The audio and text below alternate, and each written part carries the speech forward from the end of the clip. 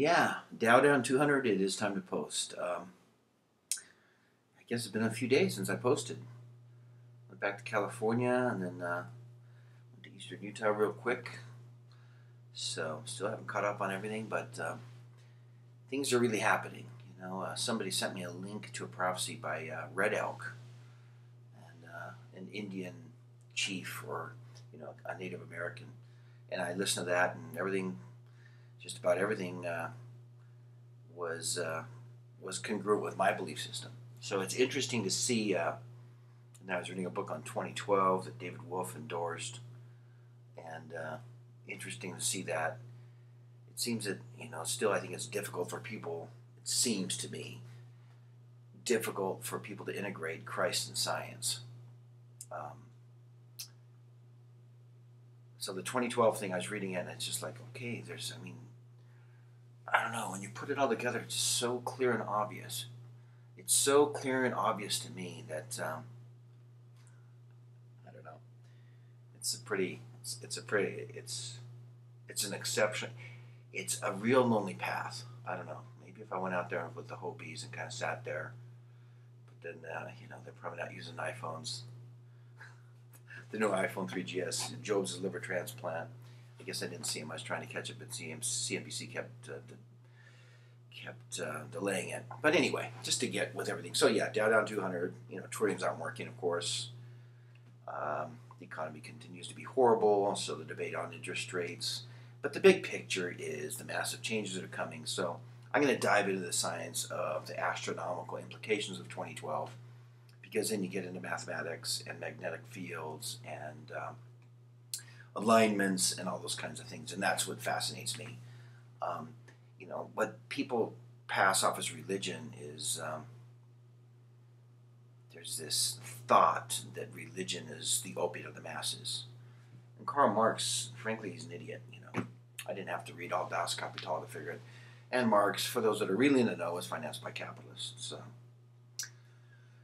Marx and Lenin, $20 million, gets really deep, all that kind of stuff. But, Bolshevik Revolution was financed, of course, and, all that's out there.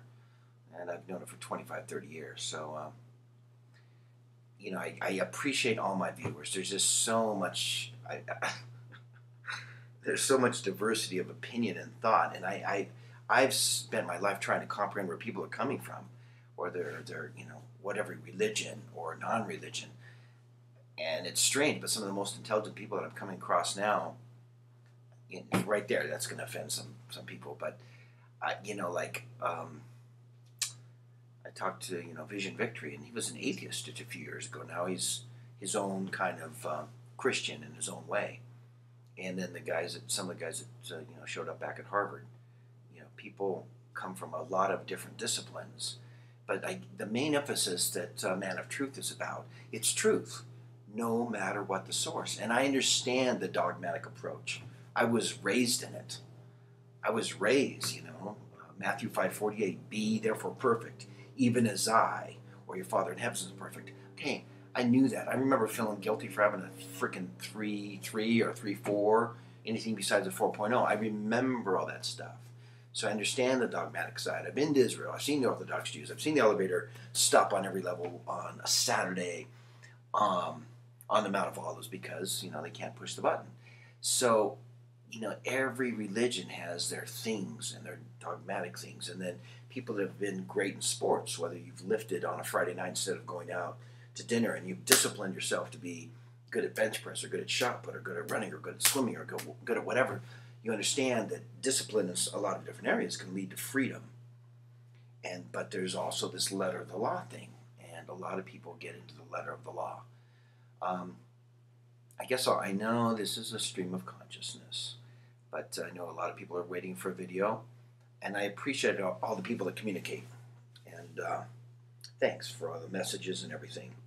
I'm figuring out on things to do next. Looks like I'm not going to be traveling for a little bit, so that's probably good for me to settle down a little bit. It's been unusually wet weather here in Utah. Strange, massive dumping of precipitation. In fact, parts of Salt Lake City, there's like mudslides and things like that. So, nice to be back here in Utah. And we'll be kind of delving into the financial markets more. I was watching Paul McCauley of PIMCO, had some big thoughts on that. It seems like he was hedging a little bit, and Kathleen Hayes was grilling him, starting to get a little uncomfortable. So I was watching that on Bloomberg. So 2012 financial markets, health, sunshine, boom. I want to get back to the gym a lot more. That's what I want to do. Rock on, everybody. Second coming, the bottom line is I guess, I don't want to offend people because some of my closest friends aren't Christian.